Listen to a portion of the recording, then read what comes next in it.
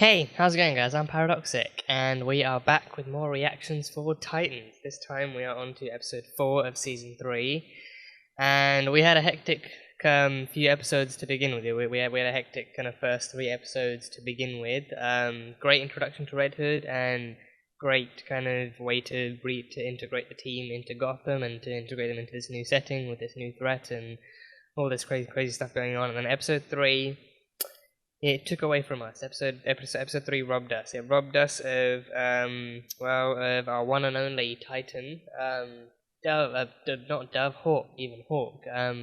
Dove was tricked by Red Hood. Dawn was tricked by Jason into killing Hank. Hank, he got cocky and he believed he could take on Jason by himself and tried to play along with with a cool kind of passionate kind of caring act, and then he got tricked into stripping down and swimming and then having a fucking heartbeat bomb implanted in his chest and everything. And then in the end they were I think again, like, even looking back, what actually gets to me is the fact that they were so close, but then Dawn pulling the trigger thinking it would kill Jason ended it all. In fact, instead Jason had rigged the gun to actually be the detonator for the bomb, so his last few heartbeats that actually could have been prevented by Connor got ahead of him, and then Hank went boom. Hank literally went boom. I think the explosion actually surprised me. The explosion, I think looking back, I can still kind of remember thinking to myself, like, oh, maybe he'll just have like a heart attack, or it'll just kind of like electrocute, or it might destroy his heart, but then he'll just kind of be lying there like a still kind of solid and fully intact corpse. But no, the room just gets blown to bits. Like, he just gets blown to bits first, and then that just takes everything out. So I thought it being kind of connected to the heart meant that it would just stop the heart, but it stopped the heart. It's next to, even in a show like this, it's next to impossible for a human heart to survive something like that. But it destroyed his heart, every other internal organ he had, every kind of that I didn't even know what would be left behind to bury. But either way, we lost Hank. We rather unfortunately lost Hank. So just 3 seasons, 2 seasons and 3 episodes, 2 seasons and 3 episodes. So yeah, it's been a great one. But I think I actually did read that Alan Ritchson himself, the actor, he is actually kind of slated to he's already booked and busy kind of filming the Jack Reacher series for Amazon, the movies that Tom Cruise used to be in. I think he's now going to be like starring in like an actual series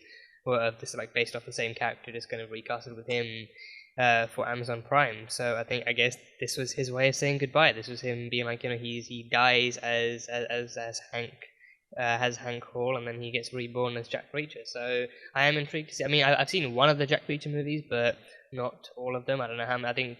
I think I saw like the second one, but I don't know if it's like a trilogy or just like a duology or something. But either way, he's going to be recast. He's been recast into that, and he's going to be starring in that very soon. So I guess he wanted to maybe avoid scheduling conflicts in the future or something, or maybe the writers at HBOMAX wanted to avoid scheduling stuff, so they just thought, what? On the one hand, maybe it's time to say goodbye, and on the other hand, they really want to kind of show just how bad Jason is now going into it. Because now Jason is going bad. He's officially killed one of the Titans. He's officially killed a member of his old team, and also him killing Hank too. Him, like him being like the more kind of extensive and more kind of probable cause for Hank's death is a lot less easy to deal with. And then he also tricked Dawn into thinking this shit, and he also kind of goaded Dawn into thinking that she killed him, so she's gonna be just like knee deep in trauma and depression for the next few episodes. I think we're just not gonna see her for quite a while now. Like she's actually gonna step away from the team and maybe actually probably even leave Gotham or something, because Hank's gone. So we're probably not gonna see Dove for a while, or Dawn in any regard. So that's a tough one, and then the entire team is going to have to reel in from that loss, and then they're going to have to reevaluate exactly how they go after Jason and what they do once they get to him. But then Jason also, Jason's just not really pulling back. So I think, he killed Hank, but I think that was just, I'm not too sure if he actually does want to take down all the Titans himself, or if maybe Hank was just, Hank and Jason were known to kind of have their kind of pissing contest every now and then. So I think, him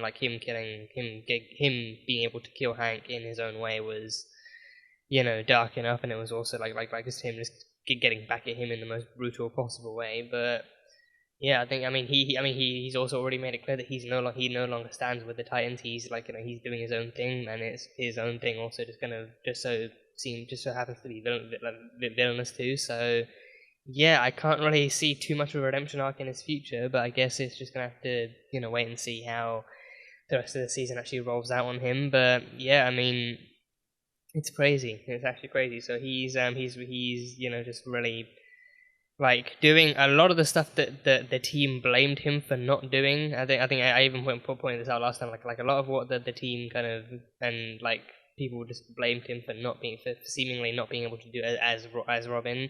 He is fucking nailing as Red Hood. He is just like the most kind of organized and calculated and like ruthless villain as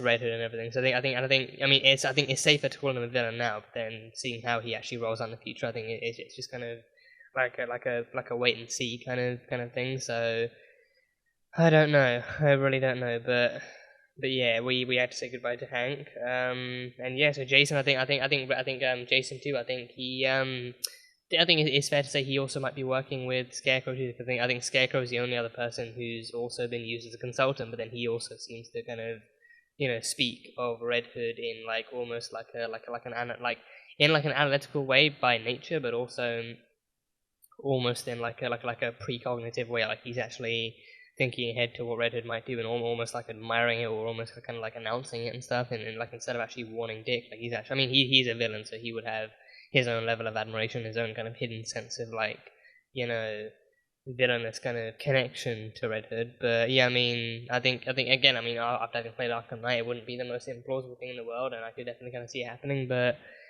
yeah, that last episode was crazy, and the team. I think we had some fun moments too, but like between the team and Hank, like a phone call between Dick and Hank, and some actual face to face between Dawn and Hank, and Gar and Hank, and Corey and Hank, and Crypto. So Crypto was the best boy. He was one of the two best boys we've had in the last episode. Well, one of the two. Crypto just constantly being next to Hank's side, him wanting to stay by his fellow human. Well, not his fellow human, but his human. His normal human. For the entirety for as much of the episode he could. I think he was right next to Hank when he blew up too, and he literally walked out with charred fur and stuff like that. So he literally kind of was there to witness Hank blowing up in person. So yeah, and then of course Connor just working his ass off, his Kryptonian super speedy ass off to actually try and come up with like an activator thing, and trying to come up with a way to actually disable the bomb. And then it was all too late by the time Dawn pulled the trigger. So yeah, shit just went down. So I am very anxious to see how the team moves forward from here on out, and how they kind of go on to approach Red Hood from here on out, and how things actually move forward. But yeah, my brain is kind of just like racked thinking about what Jason's motives exactly could be. I think like him, if it maybe is revenge. I've seen like some people saying like it could really just be revenge for how they treated him in season 2, because I think he was really kind of pushed aside and undermined, and kind of like he was blamed for like the episode with like the items and stuff, when someone put like bourbon or some kind of alcohol in Hank's room, and then Rachel's room had the crucifixes, and then Dawn's thing had the picture of the kid, like Ellis, that they were helping, and then I think Donna had the orange soda thing that Garth used to have. So like all these different things and stuff that Jason could. Mostly things that Jason could not possibly have any knowledge or awareness of. But then they blamed him. Again, just one of many ways that the team actually kind of pushed him in season 2. So I think people are really theorizing that even if he does become an anti-hero by the end of it, then his origin could just be him getting revenge on the Titans, and him actually kind of pushing back for once, and actually then ending up going too far, or maybe ending up actually doing what he kind of has always imagined doing, maybe. But I don't know. But yeah, Red Hood, he's a bad one. So yeah, but that's pretty much all I got. I think the episode seemed pretty kind of confined to Hank going down that thing, and then also Corey and Barbara kind of investigating exactly how Jason would have survived, and actually finding the guy who helped him escape the morgue and helped cut him out and everything. And then that guy died too. Jason killed him. So like a mix and match of different kind of Jason-centric kind of stuff. And everything. So yeah, God only knows how this one's gonna go. So yeah, I guess there's only one way to find out. But yeah, that is pretty much all I've got from the last one. So on to episode number 4, the reaction to episode 4. And as you guys will know, this reaction will just be the fair use version with the highlights and the best bits and everything. But if you guys want to catch the full length version, which will be unedited and just, you know, you can watch the entire episode along with that reaction, that one will be over on Patreon, so you can go check that over there, and that'll be just as cool. But yeah, on to Titans, Season 3, Episode 4. Let's go. Oh no. Oh, damn. Oh, Crane's got moves. Oh, this is from Red Hood. Red Hood sent a... Red Hood ordered a hit on him? Red Hood wants Scarecrow. Really? Red Hood wants Scarecrow? Interesting. Very interesting. Superman never would have failed. Okay, let's not go there. Let's really not go there. Let's really not go We did there. the best we could. Then why isn't Hank still alive? If I wasn't a fucked up half-breed, No. none of this would have happened. Connor, no. I'm talking about the Lex part of me. The Lex? Like everyone was waiting. No, Connor, no, nothing like that. Don't do this to yourself. Really don't do this to yourself. Advice from a talking green tiger. Thanks. Oh, God. Guys, come on. Guys, come on. You're not Superman. Oh, God. Guys, no, come on. Don't let Red Hood do this to you. Sorry, I pulled the trigger. It's not on you. It's on Jason. Let's actually put the blame where it belongs. It's on Jason. It was our job to try. Paris. For now. Oh, she's going to Paris. She is leaving. See what the world looks like without them. She is leaving. I liked how it looked before. Deathstroke damaged us all, but none of us turned into a killer. Speak for yourself. She was willing to. She was... Love you. I love you. I'm gonna miss Dawn. I'm really gonna miss Dawn. They tried to shank him. Details are still sketchy, but it looks to be retaliation. Maybe because he was helping you. I don't know. I think a teamwork could still be on the books here. Maybe, just maybe. But He survived the Red Hood attack? Got lucky. well, not directly from Red Hood, from someone. When are you moving him? Pizza. He made pizza. He made homemade pizza. Gar is once again one of my favorites.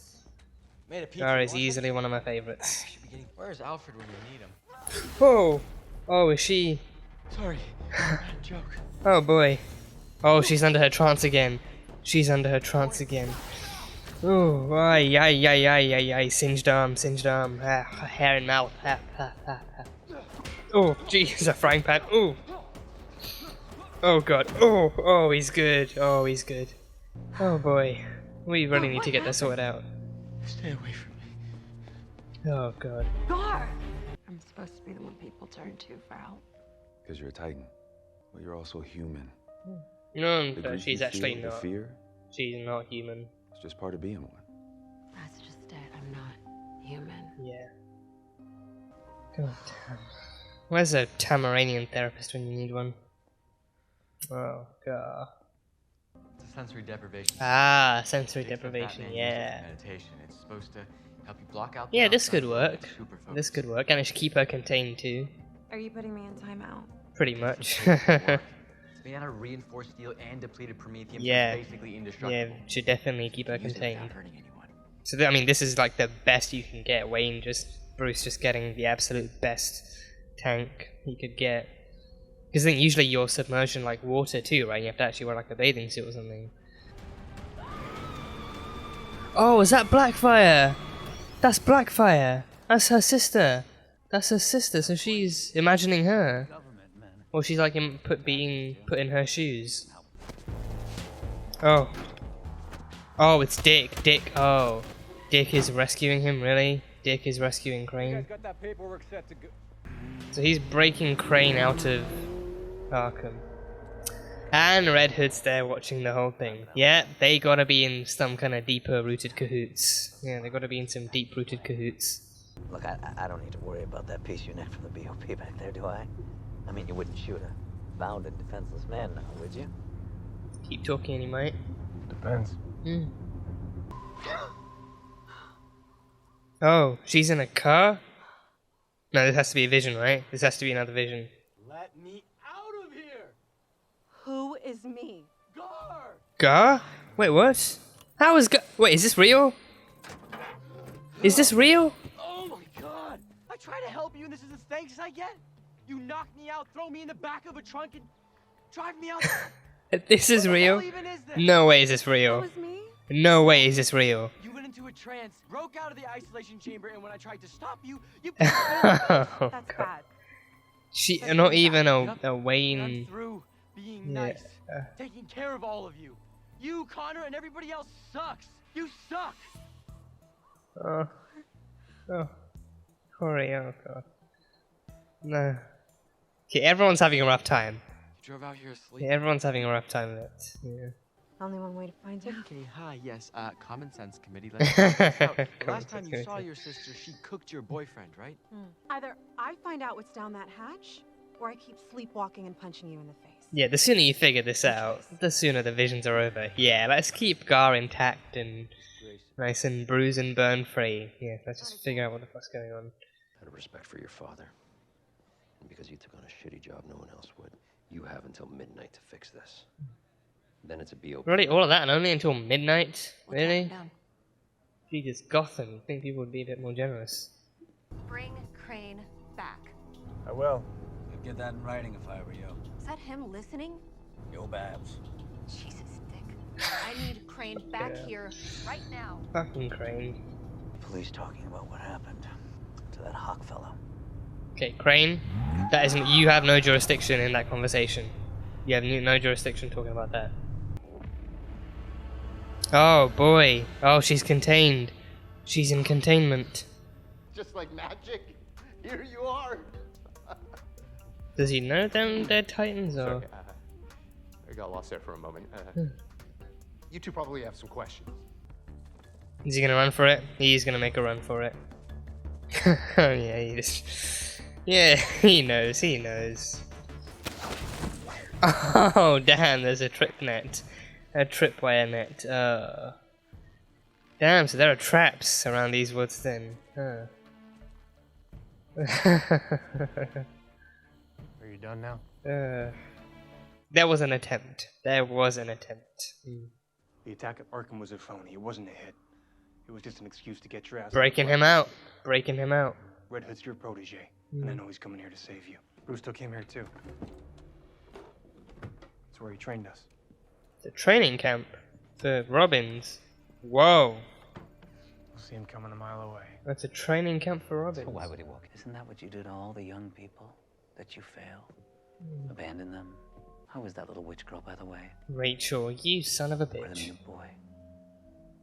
Oh, Jericho. Jericho. The red infrared light, the cold air, the metallic chromium inside the holding area walls. These are all methods of tamping down Blackfire's energy. I don't understand. So are her powers gone? Mostly, but Just her brain minimized. scans still show Or that she still dampened. possesses extrasensory perception. So it appears that she was able to psychically communicate her whereabouts to you. Yep, sending the out only other their Tamaran visions. on Earth. Yeah. I am a huge fan of yours, Starfire. Oh, because she's a You're Titan. Amazing. Because she's a Titan. And you too, Beast Boy. Oh, so he does know they're Titans then. He does indeed know they're Titans. Thanks. I need to talk to my sister. I think that's also the first time he's been called Beast. I don't know if he's actually been referred to as Beast Boy since this season began. Commander, Commander. Wakey wakey, Blackfire. Exhal's mouth. It was a pit, Excel's mouth. a prison for a child. You remember. Girls. One of Father's trophies is missing. Someone left the stables open. So what? We were kids. We played pranks. We were punished. You Sent always to the thought pit. that. That's why they were harder on you. You brought it onto yourself. You were never punished like I was. You need to do something or she's going to blow up Blackfire. Don't worry. The security provisions in the cell, they've reduced Starfire's power to nearly zero. And Blackfire? Does she? Her powers still dampened? Oof. Oh damn. Oof. Oof. Ooh, jeez. Oh, dick in a beanie. So what's your plan here? Don't get me wrong. I mean, we all want to please our parents. That's why I became a doctor. Oh, I'm sure. That worked out, right? Yeah, I'm sure they're very proud now. You actually think we're the same? Bruce was a psychopath. He was using fear to control everyone, including his sons. And he did it to Jason, and he did it to you. Fear is your friend. Is that what Bruce used to tell him? Bruce used to say it. Makes sense. He said fear reveals your weakness. I had no idea what was out there. Sounds traumatizing more than anything else. Especially if it's like at night time. Oh, a wolf is chasing him. But you need to make sure that this doesn't happen to someone else. That it stops with you. No more Robins. No more. You let Gotham take care of Gotham. The water will find its level. Yeah, well, you can't let the city die. You can't do that. Stop trying to prove something here. Oh boy. Did he behead the wolf? He beheaded the wolf. He beheaded the wolf. Jeez Louise. So he survived. He killed the enemy. He killed what was chasing him. I shouldn't have been afraid of the wolf. The wolf should have been afraid of him. The wolf should have been afraid of me. Yeah, make your enemies afraid of you. Yeah, make your enemies fear you. Now, let's get you all fixed up. Yes, well, we've constructed her cell to make sure she stays contained, with or without our oversight. She's gonna be here even after you guys are gone? Yes, Blackfire will remain here, and the world will be safe from her. Is that something she can live with? Oh, did you forget something? Yeah, Blackfire. Oh! Coming with me. Oh, We damn. cannot take her. She is our sole detainee. Put a vacancy sign out front. On your feet. Let's go. Don't make me regret it. Oh, is that her armor? That's her. That must be her I'm sorry, gauntlets. Blackfire belongs to the U.S. government. Get out of my way, or I'm gonna burn your dick off. You sure you want to live with Strong that? chance that your fire bolts aren't at full power yet. Do you want to wanna test it? find out? Do you want to test that theory? The government has neither the means nor the appetite to pursue a lethal alien. She's your problem now. Then don't pursue. What else is new? Yeah, then just leave it to their business. Yeah, it's no longer your business. I'd say that guy's probably out of a job now. Yeah.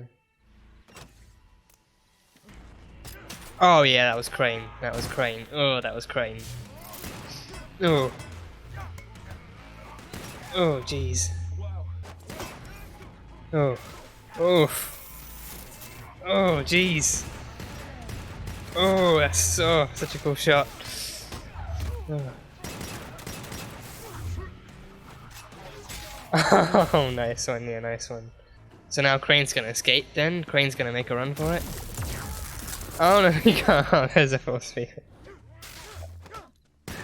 Of course there would be a force field, yeah.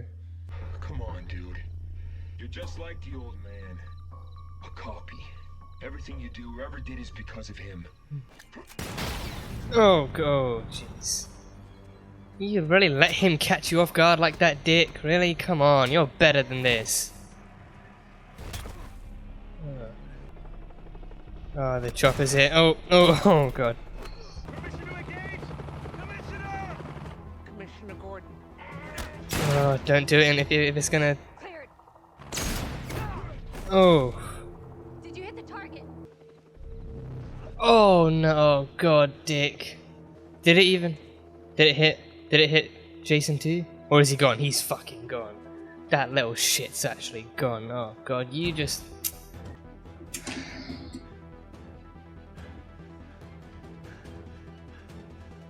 Congratulations, Dick. Congratulations, you lost them both.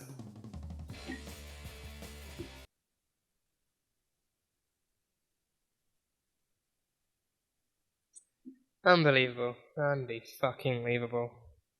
Okay. Yeah. So yeah, I don't know, I mean, I'm just gonna start with the simplest part. So yeah, I kind of saw this coming. Dawn leaving. I mean, I was surprised. I will say I was surprised that she showed up in this episode at all. But then again, I prefer that too, because I think it's because of the fact that like quite a few times when something like this happens, characters leave almost immediately with barely showing up on screen. But with this one, she still had like a reasonable enough amount of screen time before she did leave, and then she did kind of go on her own way. So yeah, no, just Dawn. So Dawn leaving, she was gonna go to Paris, and she wanted to try and see like what a world without Dove would be like. So she's gonna go to Paris, and I think she has like I think she said she has a place, or like her parents have like an old place there that she can hole up in. So she's gonna go there and try and just be Dawn Granger again.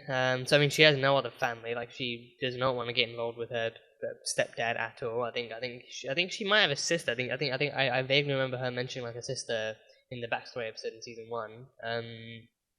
So she might be able to contact her, but then her mother's gone. Her mother died in the backstory episode, and now Hank's gone too. So it's just Dawn.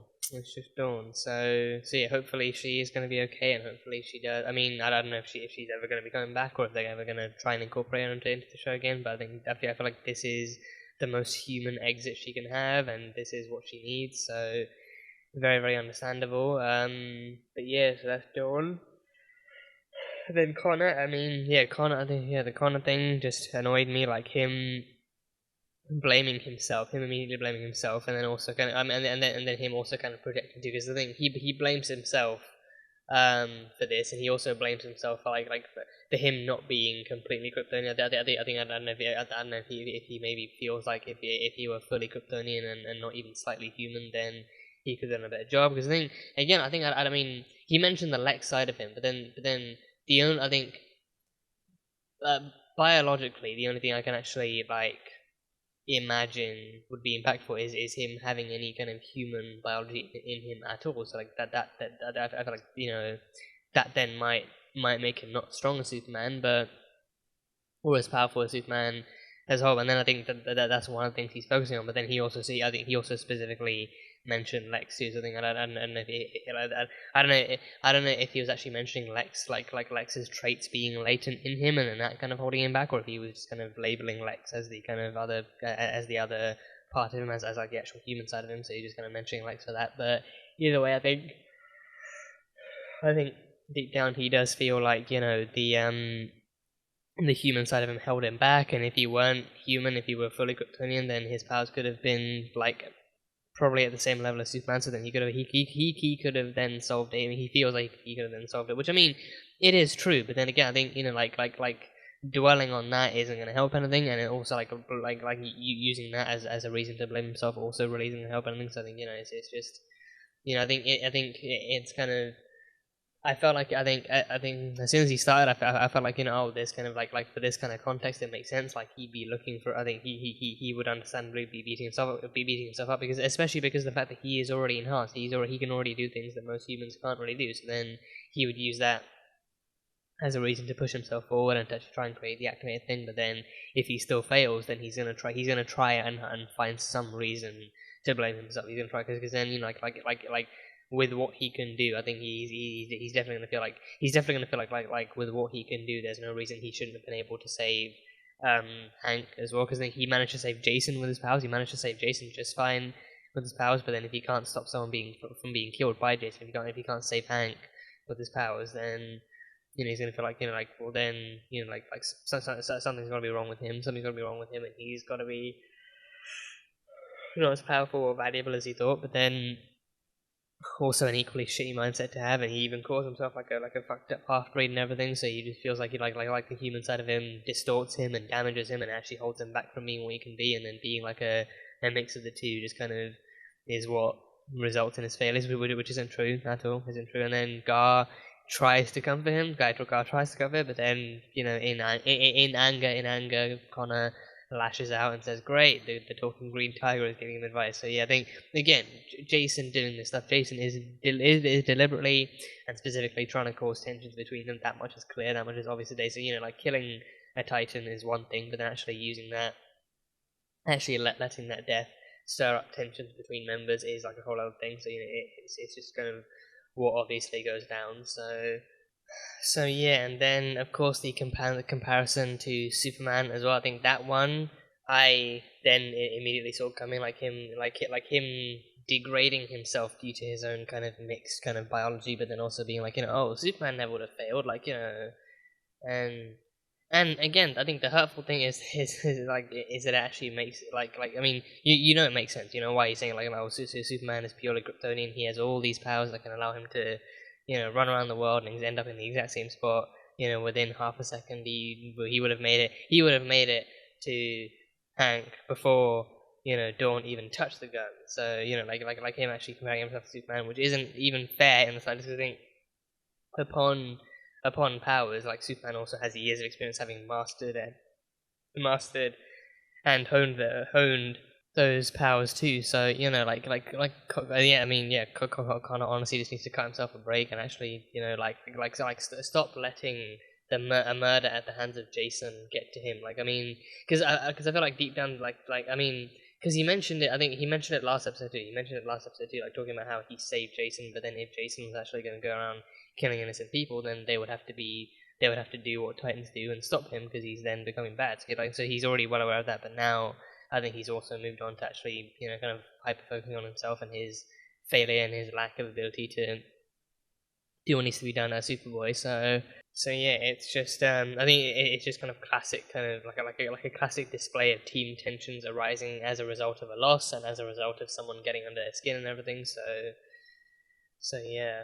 And then, yeah, that scene was almost directly followed by, Gar was making some pizza. Gar made some homemade pizza, so obviously just easily one of my favorite Titans, easily one of my favorite, members of the group and one of my favorite characters and everything. So easily just, if he can make homemade pizza, cool. But if he does make homemade pizza, then just top tier.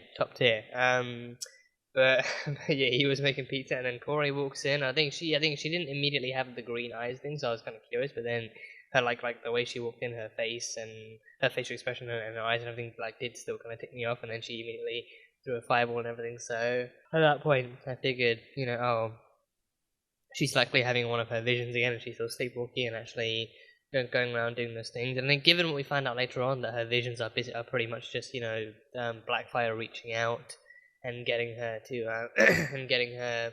try and actually get these visions and actually trying to lead her to this spot. I feel like her actually lashing out and fighting was pretty much Blackfire too. Like Blackfire actually using her body to lash out and trying to break free and everything. So then that kind of has a reflex in Corey that then triggers her actual kind of hand-to-hand combat as well as her actual kind of fire kind of manipulation and everything. So yeah, but then she almost burned Gar's arm off too. She actually did singe his coat, and then she actually did burn his skin. Like, he had to wrap him in bandages and everything. And then so 1 minute Connor's kind of lashing out at him, and he throws a middle finger up at him, and then and then next thing you know is Corey just waltzing into the kitchen and then just throws a few fire blasts in. So just Gar. I think Gar again. I think especially like more so in season 2 as well. Gar pretty much kind of I think kind of safe to say grew up being a fan of the Titans too. Like he grew up a fan of Batman and Robin, and he grew up a fan of superheroes. I think Gar too is noticeably and understandably a lot more positive than most of the Titans are, or most of them can be, because he's I think he recognizes who Batman and Robin are because of their because of their ability to fight crime, but then also their ability to actually look cool and actually be superheroes and everything. I think if he ever really kind of managed to digest the true psychopathy and the true darkness behind Bruce's mentality and his training and his kind of way of life as Batman, then he'd probably kind of lose some of his innocence in that way too. But but by being a fan of these things, by being a fan of these kind of people, these kind of ideologies, and being a fan of the Titans too, he is trying to keep everyone afloat. He's trying to keep everyone up and preppy and everything. He's just that kind of guy, and he's really kind of positive and upbeat and colourful and everything, both literally and non-literally and figuratively too. But yeah, I think even he has limits. Even he has limits. If the people he's trying to make actually won't be happy, or if they're going to lash out at him and retaliate and everything and try and hurt him, then he's not obliged to immediately forgive them or immediately try and actually show any more kindness. So he's just at one point he's just you know what, screw this. I've tried being kind. I've tried to keep everyone afloat and I've tried to keep everyone together. But if you're just gonna mock me and push me aside and even try and freaking just burn me, then I don't see why I should be helping any of you assholes. So yeah, then he had just a bit of a breakdown in the woods and everything. So yeah. But then he told, but then Corey told him about the vision she was having, and then he actually suggested the sensory deprivation tank. And I think yes, Bruce having a sensory deprivation tank. I mean, again, it can kind of. I think it's mostly used for like meditation and like the epitome of being alone with your thoughts and nothing else and everything. So like him having that would make a lot of sense. But then also, I think with Bruce as well, Bruce being as rich as he is, he would also want the best of the best. Because I think usually, at least like commercial ones, like commercial, more affordable ones would be, or at least like cheaper, more affordable ones would be, like you get into like a bathing suit and you're actually submerged in water too. Because I think like you're submerged in water. And I think especially after watching Stranger Things, like it's really salty water too, like super duper salty. I think maybe lukewarm water, but super duper salty water. I think the makeshift one that they had in Stranger Things was really salty, but I think in general it's like you're submerged in water and you're like wearing a bathing suit, and then like that kind of stuff happens, and it's all silence and stuff, so you're just it's just you alone with the head and everything. But then obviously the one that Bruce buys is just it's nearly indestructible. It could not contain Corey. It couldn't contain Corey, but it's nearly indestructible and has all this kind of various extravagant metal armoring and plating and everything, and it has like the highest of quality kind of sensory deprivation functionality to it and everything. It's just the best you can get. Something she can even like actually get in with her own clothes, and there's no wetness, there's nothing like that. It's just like the best money can buy, or at least the best that Bruce's money can buy, and then that's kind of works perfectly for her. So yeah, but as we proved, it's not indestructible to Tamaranians. Tamaranians, I think maybe even aliens in general. Because I think maybe with enough time, Connor could actually break free of it too. But I think aliens in general could easily break free of it. I think it kind of makes sense too, because I think it is man-made. It is actually made by humans. But I think even for like a regular human, you wouldn't need a lot to break through. Because I think even some of the protection and security that God described kind of sounded like it seems like overkill for humans, but then it seems like an attempt at security for extraterrestrials and superpowered beings too. Like it seems like this is our best attempt at keeping them contained. But if it doesn't work, then we don't know what to do. So yeah, so she went into the sensory deprivation thing, and then she found out that her visions weren't just visions, but they were also like her being kind of transported into the body and into the kind of position of Blackfire being carted off by US government kind of black ops officials, most likely, and then being taken away. So it was actually her kind of literally being put into Blackfire's shoes and body and everything. So there was that. So yeah, then we meet Blackfire in the containment unit, and I think the scientist, I kept on thinking this during the reaction, but then I didn't know if I should mention anything, or I didn't know if I should really say anything, or if it was really worth bringing up. But then I think it took like I think 2 scenes, but because I think this time he actually had maybe more facial hair and definitely like longer hair too. But I'm pretty sure that scientist was the same guy from The Boys season 2, like that kind of like the radicalized guy that kills the shopkeeper in season 2, thanks to like Stormfront messages and everything. Like he thinks the guy's a soup, and because of the flashing lights and everything. I'm pretty sure it's the same guy, like the same shopkeeper guy who was killed. I'm pretty sure that's the same guy who's a scientist. It just kept on popping up in my head. I was like, that is the same guy. I'm pretty sure that's the same guy, but I don't know. It didn't really kind of seem really kind of reaction worthy to say. But either way, I'm pretty sure that's him. But yeah, he was a scientist / kind of security guard maybe from the Defense Department he said he was from the Defense Department, but I think probably he might have also mentioned a sector of the Defense Department that actually kind of monitors and contains extraterrestrial beings, and especially those who are hostile to and who are registered as hostile. So Blackfire, and Blackfire's name is Commander too. So Corey has Coriander. Coriander feels like more of an actual name, but Commander, we know Commander is also like a more kind of like connective to the human word Commander, as in like leader and whatnot. So yeah, with her, with what she did, like her kind of staging that coup and killing the council members and killing her parents, like her seizing power from the higher kind of hierarchy of the Tamaranian government. I think like her maybe commander still might be like an accurate enough term for her too, because we never actually heard her Tamaranian name before now, and even before Corey only ever called her Blackfire too. So yeah, commander might just be her name now. But yeah, she was captured upon arrival to Earth, and she was captured by the U.S. government, and then sent to somewhat of a black box to be contained, and probably just to be kept there until she died and everything. So I mean, they kept her in that kind of containment cell. But then I think he mentioned that it was actually I think the way he talked about the fact that she would be in there until she died. I felt like maybe it's maybe either kind of decreases any aging kind of inhibitors that she has, or maybe actually.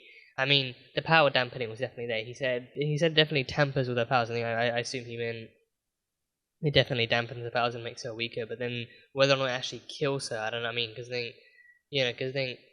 Tamaranian powers too. I think would aging be one of them? Would like being aliens? Would they also age slower or age kind of at a slightly decreased kind of rate compared to humans? So then, if her powers as a whole are decreased, say like maybe her strength and maybe her fire are decreased. I don't know, but also flight as well, flight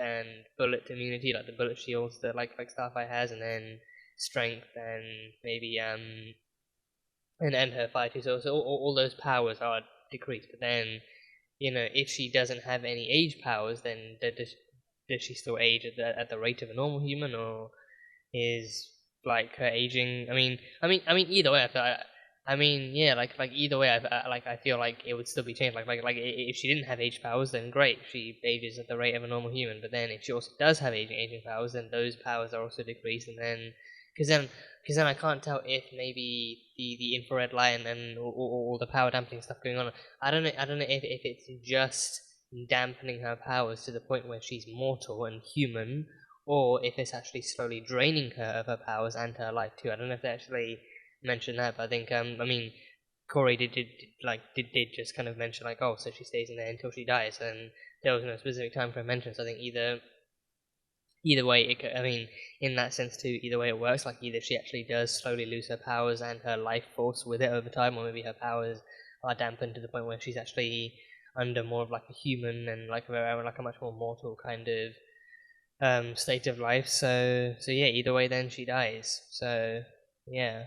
And then they had a whole kind of verbal and physical argument in the cell, the verbal coming first, understandably. And just kind of reminiscing about their history, their time, and talking about I think I can't remember how she pronounced it. I think it's Zat Exol, I think Exol's mouth, Exol, I think Exol's mouth, otherwise known as the pit. So I think the pit was where they were sent to be punished, and as kids they would play pranks, but then according to Blackfire she'd get punished a lot more for the pranks, and probably a lot more severely too. So then she'd get caught for the pranks, and then she'd get sent to the pit and everything. So I think honestly a lot of what they talked about, a lot of the kind of arguments they had back and forth, and a lot of the kind of perspectives that they shared, it gave me big Thor and Loki vibes, Thor and Loki growing up, especially, and I also the kind of different kind of experiences they had growing up on Tamaran, and actually being themselves too, maybe both of them playing pranks, but then Blackfire actually getting reprimanded a lot more for them, or actually kind of punished a lot more severely for them and stuff, and then even her calling Corey Tamaran's favorite princess, and their star princess, and their favorite person, and everything. So then, similar to how Thor and Loki, Thor was a lot more kind of praised and loved and admired, and then Loki was seen Loki was seen with a lot more caution. He was actually reprimanded for what he did, and then he was treated like a lot more cautiously and everything. He was treated like a lot more like a mischievous kind of being and everything. So it gave me kind of pretty big kind of Thor and Loki vibes. Sibling wise too. I think we haven't really had any flashbacks to their kind of childhood, so I think that there's not yet any way to kind of guarantee exactly how stuff would have been displayed between them back then. But now, all grown up, now they're kind of sharing their complaints and their kind of beef and everything. So yeah, and then even now, I think I think overthrowing the governments of Asgard, and maybe even taking the throne for himself, and actually, I mean, removing his father from the equation is what he did, but he never killed Odin. Like, he never killed Odin. No, he sent Odin away. He took Odin away, left him in a retirement home, but then Odin kind of put himself into exile afterwards and everything. So yeah, so very big kind of Thor and Loki vibes there, and then of course, and then similar to that too, like in like Thor, like similar to Thor and Loki too. Corey trying to actually kind of reason with her sister a little bit, and then actually trying to get her to kind of admit to her own kind of wrongdoings and her own faults and her own crimes, and trying to get her to see, like, even if she, I mean, because yeah, I can't. I don't know if I can actually see her being like being a villain. No, being an antagonist, sure. Because I feel like there's definitely be a lot of like Starfire versus Blackfire. So in that sense, there's going to be a bit of antagonism. But whether or not she's the villain, I really just can't tell. Because I think again, I think maybe perhaps big Thor and Loki vibes in the sense that she as an adult now, she's also still trying to gain some power in that sense. She's actually trying to get power and respect and equal treatment that she believes she deserves. So then, I think payback maybe some point down the line, but mostly like her trying to finally be kind of treated as she believes as she deserves and as she believes she deserves, and actually trying to get some actual kind of fair ground between her and Corey too, and actually trying to show that she is not bad just because people see that she's bad or whatever. So, and then of course it doesn't really make the experience any better when she comes to Earth and then immediately gets captured and imprisoned and all that kind of stuff. So that certainly doesn't help. So yeah, I think because of that, if she does do any fighting back, it's going to be kind of leveling herself with Corey, or actually kind of lashing out in anger and in years of resentment and holding grudges and classic kind of still kind of Thor and Loki vibes. But I think so far it seems to be it still kind of manages to feel organic enough to be Corey and Commander too. I mean Commander could definitely still be her name and not just like a kind of reference to the title of Commander. So Corey and Commander. Coriander and Commander. Corey and Coma. Corey and Coma. I mean, it just sounds like I'm calling her Coma. Or comma, Commander, comma, Corey and comma. I don't know. I guess maybe. I mean, I'll wait and see if they shorten it in the actual show before trying to come up with butchered versions myself. But Corey and Commander. So yeah. But it definitely also kind of like still feels like organic enough to be like their own kind of sisterly spin on it, and them kind of being I mean, if they did manage to still grow up playing pranks and they still kind of got on relatively well, then maybe. But then I think maybe they still managed to get along well together. But then of course I think also I think because I don't know. I mean it feels weird saying this. It feels weird saying this. I still can't really kind of tell who's actually older or younger. I feel like if they are going for the actual kind of age dynamic, then maybe I feel like maybe Corey might be older. And then maybe Commander being the little sister, then maybe she's kind of done more in. Or I don't know.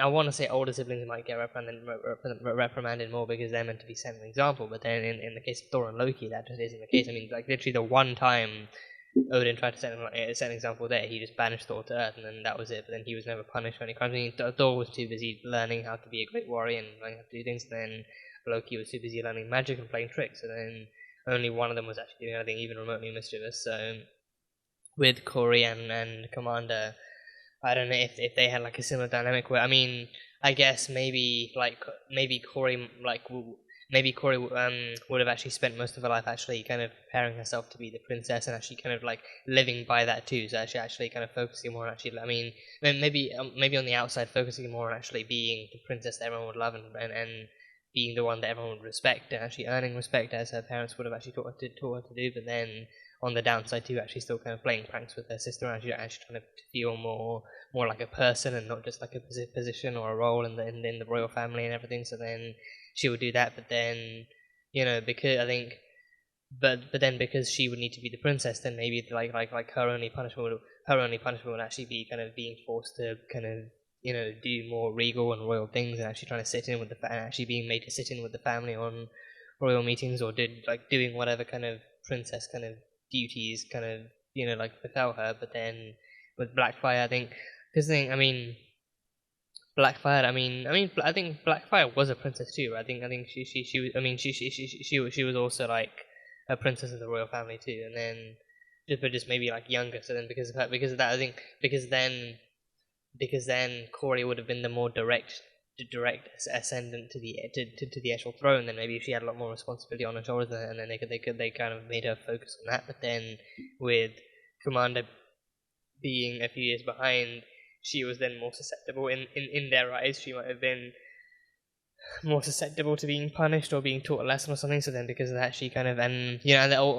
all of that stuff added on, all of that kind of Tamaranian society stuff added on, and the kind of punishment stuff added on. But then also the fact that like she feels like Corey never really fought for her, she never really stuck up for her, she never really defended her. She just kind of let things happen and believed in Tamaranian rule and Tamaranian society above all else. But then she never really stuck up for Commander or actually really kind of tried to defend her in front of their parents, or tried to actually stop her from being punished, or tried to, like take one for the team or something. So because of that, she she literally also shouted she literally also shouted she wanted a sister that would actually fight for her and be there in her corner and everything.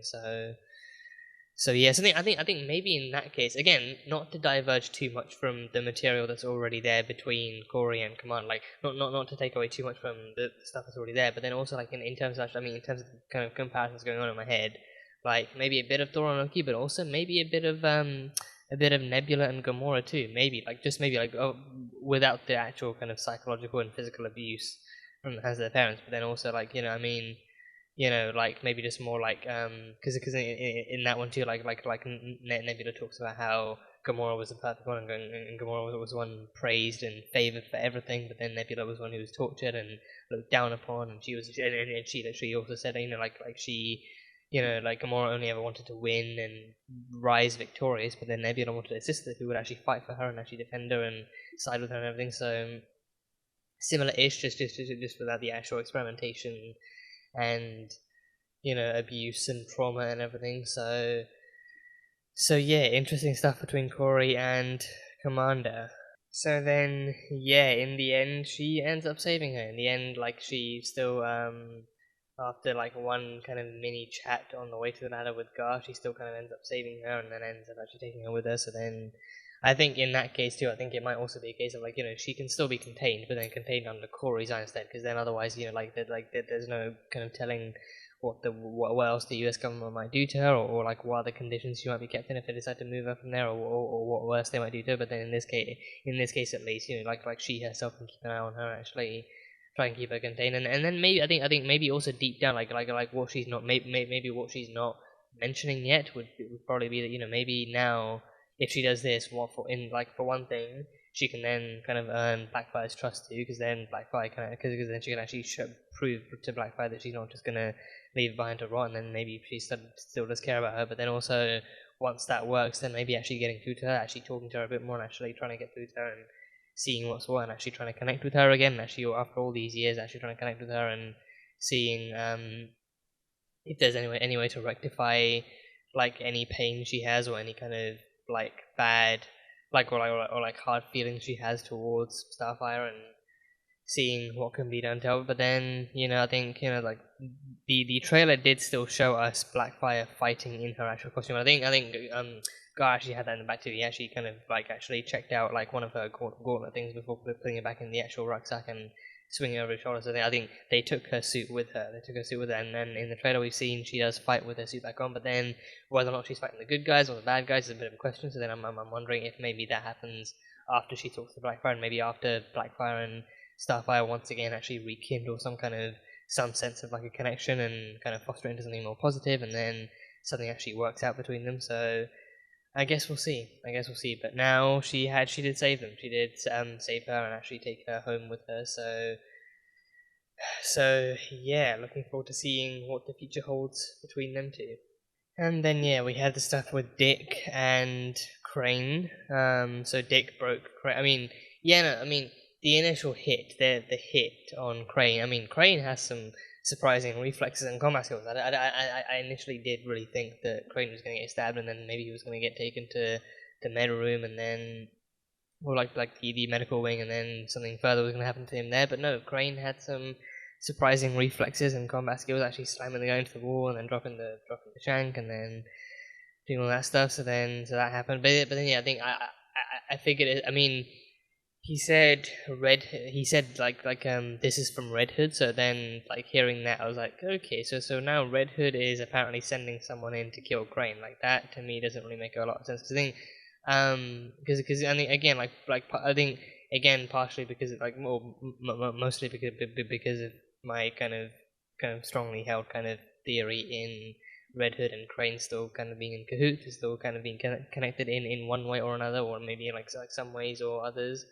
So then I was like, you know, and then like Dick almost immediately clocking onto it too, being like, you know, like that attack at Black. I think he was in Arkham, I believe, and then moved to Blackgate. I think he was actually getting ready to be transported to Blackgate when Dick actually took out the other guards and broke him out. So I think he mentioned that, you know, that hit at Arkham wasn't even necessarily a hit, but it's more like a phony attack to actually help Red Hood try and break Crane out of Gotham. So maybe similar to the way that Roy got stabbed in prison in Arrow. Like he got stabbed by someone who actually was very good with knives in the human body. Like he could actually stab someone in a way that would make it look like they're dead, but then they can actually still be saved minutes later and still be kind of completely fine. So maybe actually see like maybe like a similar kind of attack to that. So like it actually looks like Crane's bleeding out and dying, but then he gets saved maybe by yet another mole in the thing, in like just in disguise or something. So there's that. But then I think maybe I think like the fact that Crane fights back makes me think that he probably didn't know about it, or maybe he actually, I don't know, because I feel like if he had known about it, he would have let it happen, and then he would have happily kind of gotten out the way that Red Hood wanted him to. But then the fact that he actually fought back and tried to not get stabbed makes you feel like he was like blissfully unaware of Red Hood trying to do any kind of breakout like stage as like an actual hit on him. So I'm not too sure. Although maybe I think because I mean either way, Red Hood was still kind of outside the prison, and he did still see Dick driving off with Crane. So he still kind of watched the whole thing go down. So I think maybe in that case he wanted like it to go. He wanted it to go down in that way too. Like he actually wanted he did warn Crane ahead of time, and then Crane actually got the ability to actually fight back, and then he trusted then that Dick would hear about this and he'd come and break Crane out himself, and then he just had to follow him back to the cabin and then do his business there. So just more elaborate planning being done by Jason in ways that he never did as Robin. So yeah. So then he takes Crane out to a kind of training camp out in the middle of the woods. The training camp, the plot of land that Bruce purchased, and then actually put like a high-tech, some semi-high-tech kind of cabin in the middle of, and then like out in the middle of the woods where there's wildlife and most probably wolves and stuff, and he set up all kinds of traps too, which is, you know, like Crane thinking he could escape just simply because Dick's back was turned and everything, and Dick thinking like, yeah, that motherfucker can run, maybe for like 5 seconds before he gets like swooped up by a net or like a tripwire or just something, and then almost immediately gets scooped up in a net and everything. So very, very elaborately kind of trapped and kind of booby-trapped kind of forest plan laid out by Bruce himself. So yeah, he took him up there, and then so his plan here, like Dick already kind of having a feeling that Crane himself was in cahoots with Jason and vice versa. He just trusted that he just had to bring Crane out here and then wait for Jason to show up, and then he'd be able to actually take him out and kind of like put him down and everything. So yeah. And then he also did mention in the cabin about how Crane actually kind of was the reason that Jason was like this, and then Crane even justifying it being like, you know, after the Titans and Deathstroke actually broke Jason down, he brought Jason back up. So I mean that entire time I was like kind of wondering what that kind of connection was where he actually built him back up, but then I was actually thinking like, you know what, maybe that's actually in relation to the actual kind of chemical he was thinking. I think people are saying that's actually fear toxin, and just like reverse engineered fear toxin that Jason kind of took and made and everything. So, you know, like him using that to help him power through his anxieties and his fears and his PTSD, like him using that to help him power through and push him forward to do things that he otherwise wouldn't be able to do, or things that he would be too afraid to do and stuff. So Crane kind of I mean, again, like that conversation kind of gives me the feeling that maybe he actually did buy it from Crane, so Crane did kind of willingly give it to him and connected him and actually kind of offered him that kind of advice and that kind of physical kind of resource and everything. So he then believed that that would actually be what Jason needed to do it. So I think, so yeah. So then, I mean, so that makes you wonder. Like, I mean, I don't know. I mean, that makes you wonder. Like, was he then prepared to die under Joker's head? Because because I mean, as impulsive as he was, part of me wants to believe that maybe he actually wouldn't have actually gone up against Joker if he wasn't fully prepared to die too. Because he knows it's the Joker. Joker's killed ruthlessly and he's killed countlessly and everything. So he's, you know, like, I mean, I feel like unless he was fully prepared to go up against the Joker and even fully prepared to die, even, I feel like he wouldn't have done it at all. So then maybe, I think maybe in that case, like maybe he did it with like an actual escape plan. So he actually actively planned his death out too. So maybe he actually planned it in a way that the Joker would actually kill him within an inch of his life, but then he actually wouldn't do it completely. And then, like, I mean, at least right up to the point that Jason actually looked and seemed dead, and then afterwards he actually, and then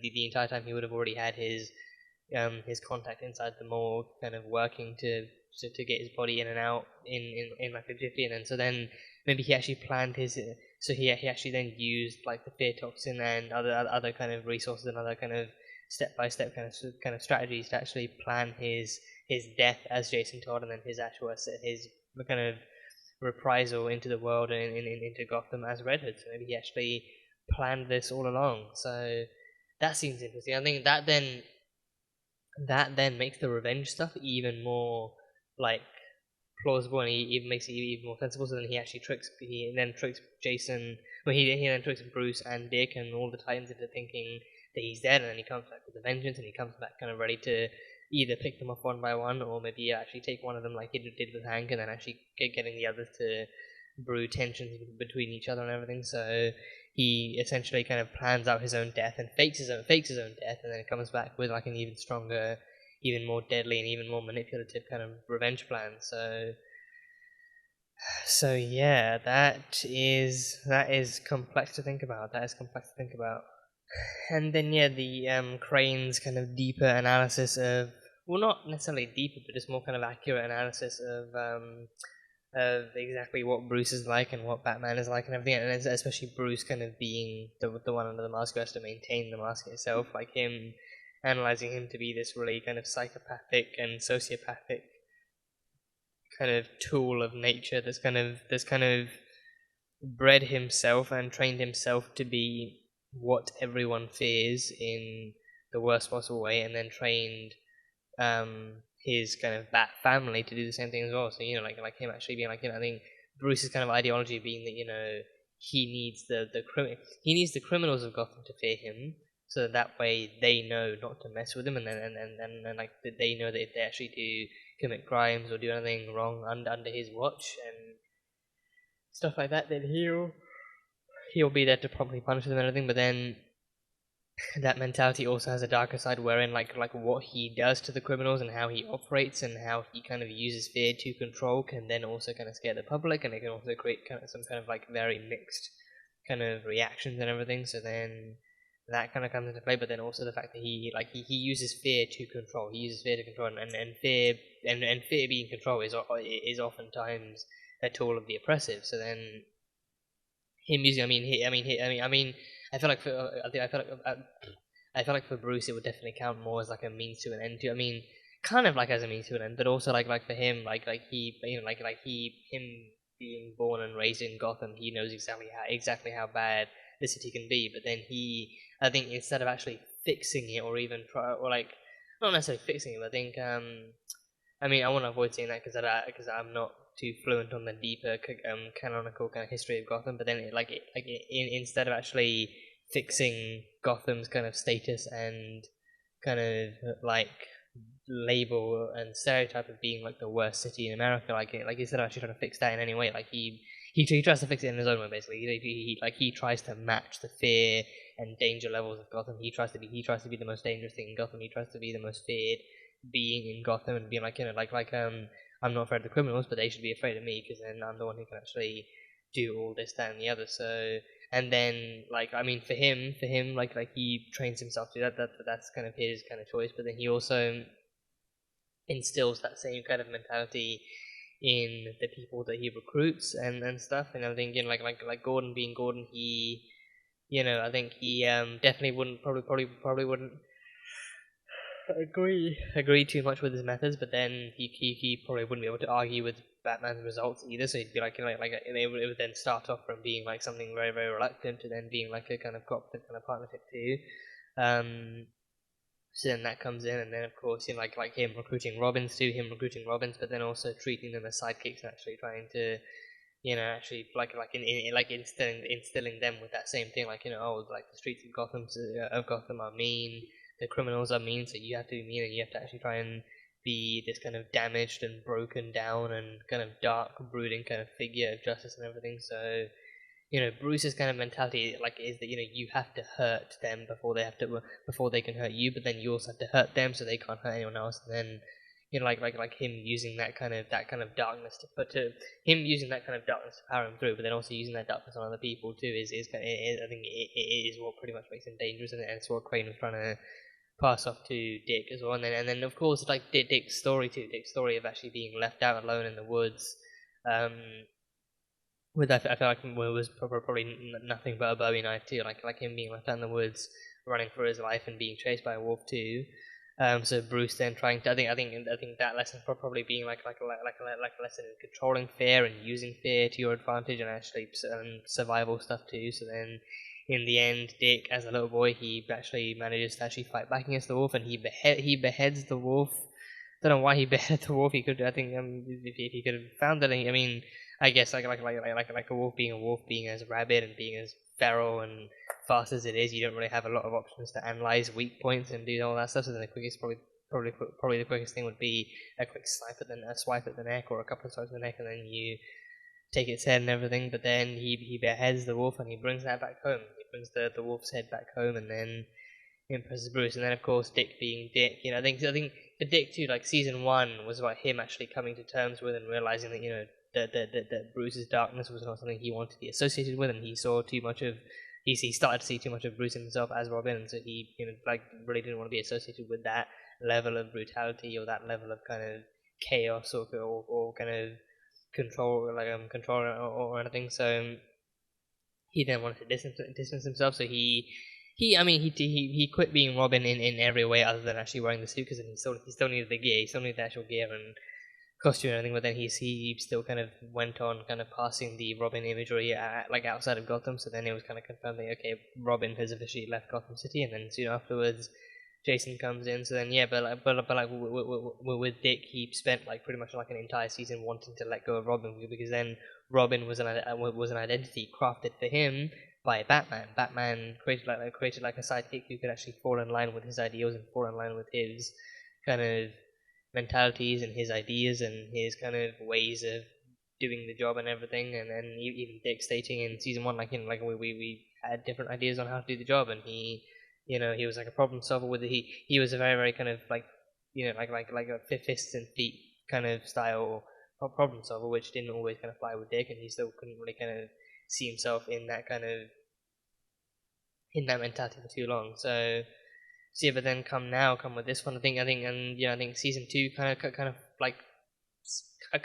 following the same path line, but then instead actually following upon what he did wrong as kind of as a kind of semi leader of the Titans and everything, and then those kind of old secrets come back to haunt him and everything, and now season 3 with this episode especially, Dick seems to have kind of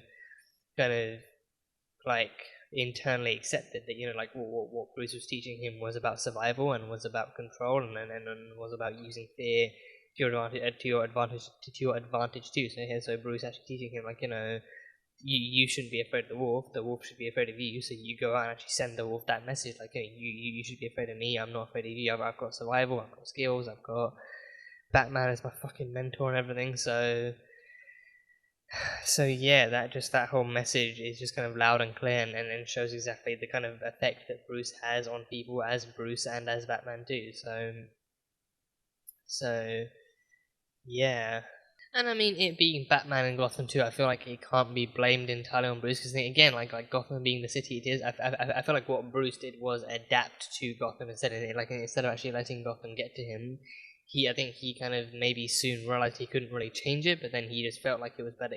He either felt like he couldn't change it, or he felt like it was easier or better to deal with it instead, and actually kind of instead of it maybe maintaining the fear levels and the fear kind of factor in Gotham, but then replacing who's in charge of it. So then actually kind of taking the fear over from the criminals. Like it used to be that the criminals were kind of poisoning the city with their fear, but then Bruce decided that Batman should be the one to do that. So then, like his main goal being give the criminals of Gotham something to fear, so that way they're more afraid of doing their things. But then in his case, it just kind of brought more and more villains out of the woodwork to challenge him, like the Joker, Dr. Freeze, Penguin, the Riddler, all these different kind of enhanced and crazier, more psychotic kind of villains to try and challenge his own kind of insanity and his own kind of mentality and everything. So it didn't really kind of it worked out in a way that he it didn't really work out. I feel like that would be the point. The fact that he tried to do it his way, but then other people saw what his way was, and then actually worked ahead of it, and actually tried to be like, no, if you really want to try and be the one who's in control here, then you're gonna have to deal with us too. So yeah, instead of actually changing, I think he just kind of adapts to it and then actually kind of leads the way. So really not the kind of hottest of superheroes. So yeah. And then, of course, at the very end, Jason does show up as Red Hood, and then Crane manages to trick him into kind of thinking he's Dick, and then Nightwing comes out of nowhere, and then there's a whole fight there. So that fight scene was cool. Some cool shots there, some cool choreography and everything. Lasted a lot less long. Didn't last as long as I would have liked. Really did not last as long as I would have liked. I feel like had the chopper not come in, had the chopper just Barb setting the chopper after them, and then of course taking the shot too, because then I think maybe Jason got hit, maybe he didn't, but then Dick definitely got hit, and then Crane, of course, and naturally Crane, after finding out that Nightwing is gonna be preoccupied by Red Hood, then he kind of takes his own.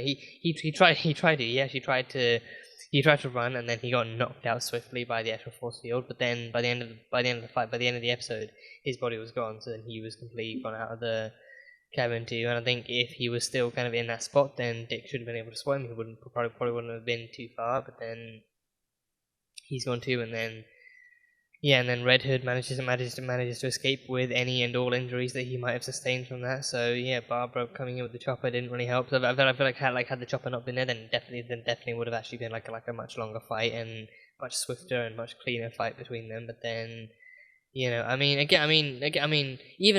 before the chopper came though, I think Dick was definitely still kind of in restraints. He still kind of took a flashbang to the face and still got punches and kicks and everything, and he still kind of fell let go of his guard for him. So he wasn't doing the best, but then I think the chopper did definitely kind of add some level of kind of freedom to distract and everything. But overall, a cool fight scene. Overall, a super cool fight scene. Some cool shots and cool choreography. So can't wait to see how that progresses from here on out. But yeah, so he's lost Jason and he's now lost Crane too. So yeah, he's really not doing it he's not really making a whole lot of progress in actually earning Barbara's kind of trust as Nightwing or as a vigilante. He's not really earning her trust as an actual helping hand in the Red Hood case and everything. So I have no idea how the next episode is going to flow out and how she's going to react to him having lost now both Jason and Crane, and both of them being in the wind and ready to enact whatever plans on Gotham. But it should be interesting. But yeah, that is all I have. That is pretty much all I've got from this one. So going forward, it's going to be fun to see how it's going to be fun to see Dick start trying and probably struggling to track down Jason and Crane again. And also, I think now that they're both in the same hands, I am curious to see what Crane and Jason's interactions will be like now, because I think now they'll be together and they'll be alone, so they can actually kind of confess any kind of latent kind of connections or kind of partnerships they've had. So then it'll be interesting to see that kind of confirmation happening and seeing what the next steps are from there. So that'll be cool. But then yeah, Dick going back to maybe, I don't know if you can go back to the Batcave and actually try and find them both, and then actually try and work with Barbara, and maybe even trying to reconcile with Barbara and actually trying to make some kind of deal or make some kind of reason. Or like reason with her or something, so that would be fun. Now we've got Corey and Blackfire back too, so Corey can actually try and keep an eye on her and actually try and actually keep her kind of more safely contained and more safely and more kind of like reasonably contained and everything, and actually maybe even hopefully manage to actually reason something out of her before her powers kind of fully manifest again, so that way if a fight does happen, it'll be that much less damaging. So we'll have that, and then I think now going forward, I feel like at some point we're gonna have to return to the Tim Drake stuff, but then also at some point get into the Rachel stuff. I think 4 episodes so far we haven't had any Rachel on Themyscira whatsoever. So no, I think I'm trusting that they will actually show us exactly how Rachel actually does resurrect Donna and how she does actually explore more of her powers on that end, and actually like how she does actually kind of use her powers to bring back Donna, and actually how she integrates into Themysciran culture too, because we've seen her wearing Themysciran kind of clothes and Themysciran robes and everything. So hopefully, I mean, if she undergoes any kind of training there, so then that would be cool to see. But hopefully soon we actually transition over to some, Rachel on Themyscira doing her business kind of content. So that'll be fun. But yeah, in time, all in good time. So yeah, that's pretty much all I have from this episode. So it was a fun one. So yeah, that was Titans Season 3, Episode 4. So, as always, thank you guys so much for being here and for watching this video. If you guys enjoyed it, then salt and burn the like button. Comment on what you thought of the episode and what you think is coming up next time on DC's Titans. Once again, the full-length reaction will be available on Patreon, so you can go check that out over there. And yeah, that is it. So, I will see you guys next time.